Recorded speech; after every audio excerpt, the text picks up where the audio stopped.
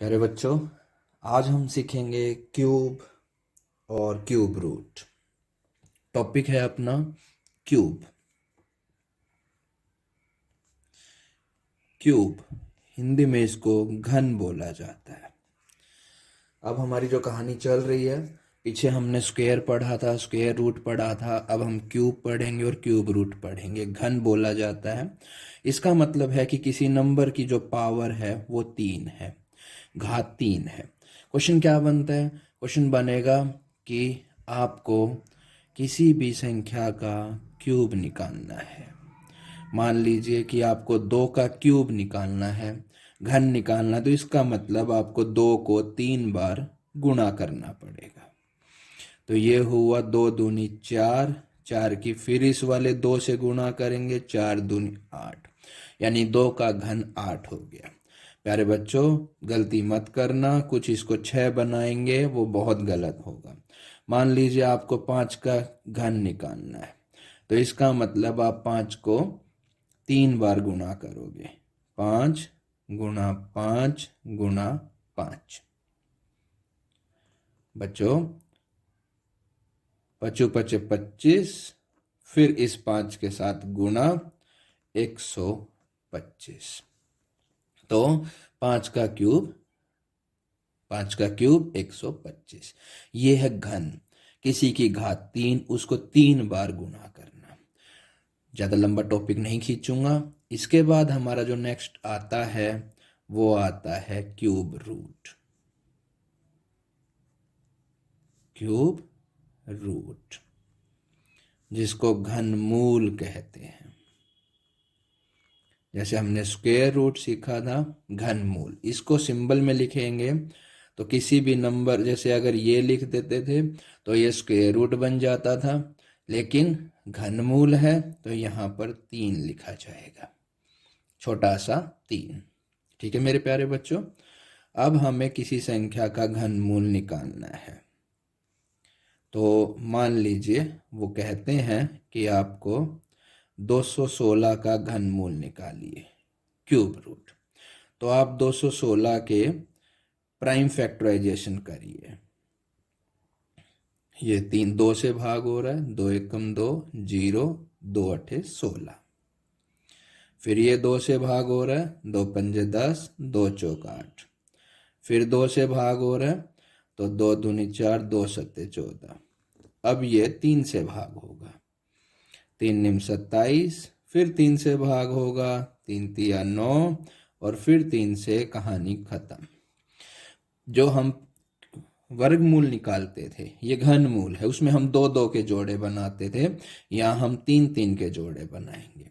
यानी जो 216 आपका निकला, उसमें 2 गुना 2 गुना 2, 3 गुना 3 गुना 3।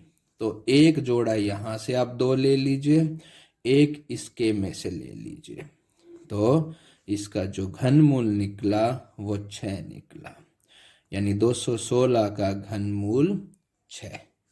इसका मतलब क्या होता है? इसकी अगर मैं बात करूं तो x की घात 1/3। ये बड़ी क्लास में बड़ा काम आएगा, तो इनको समझ लीजिए। चाहे आप इसको ऐसे लिखिए चाहे ऐसे लिखिए, दोनों का एक ही मतलब होता है। प्यारे बच्चों, एक हम और देखते हैं क्वेश्चन। मान लीजिए 125 का क्यूब रूट निकाल रहे हैं, तो आप 125 के प्राइम फैक्टराइजेशन करेंगे। 125 5 से जा रहा है, 5 दूनी 10, पचू पचे 25। फिर 5 से जा रहा है, पचू पचे 25, फिर 5 से जा रहा है, तो ये बन गया एक जोड़ा। तो इसमें 3 में से एक निकाल लेंगे, 5 आंसर है। अभी आप देखिए, आपने ऊपर निकाला था 5 का क्यूब 125। तो बच्चों, आपको 3 3 के जोड़े में से एक वैल्यू उठानी है। एक क्वेश्चन और लेते हैं हम। क्वेश्चन है 1000 का, कि आपको 1000 का क्यूब रूट निकालना है। तो आप 1000 के टुकड़े कीजिए।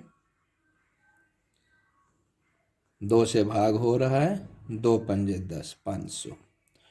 फिर 5 से ही भाग हो रहा है, 2 से भी, और मैं 5 से कर रहा हूँ, 100। फिर 5 से हो रहा है, 5 दूनी 10, 20। फिर 5 से हो रहा है 5 चौका 20, अब 2 से होगा 2 दूनी और फिर 2 से होगा।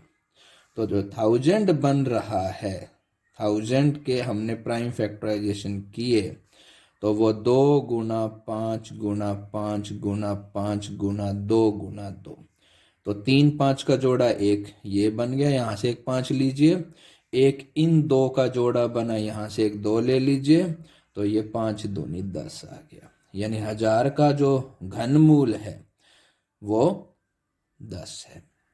यहाँ के बाद एक नया टॉपिक हम लेंगे और वो टॉपिक है परफेक्ट क्यूब।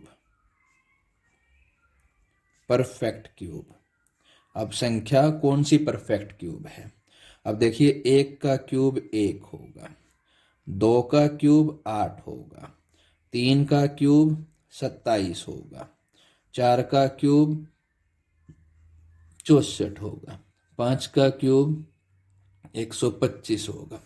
तो ये जो है 1, 8, 27, 64, 125, ये परफेक्ट क्यूब है, यानी कि इनका क्यूब रूट निकल सकता है। अब 64 और 125 के बीच में बहुत संख्या है, लेकिन उनका क्यूब रूट नहीं निकल सकता, तो इनको हम परफेक्ट क्यूब बोलते हैं। प्यारे बच्चों, बाय, टेक केयर।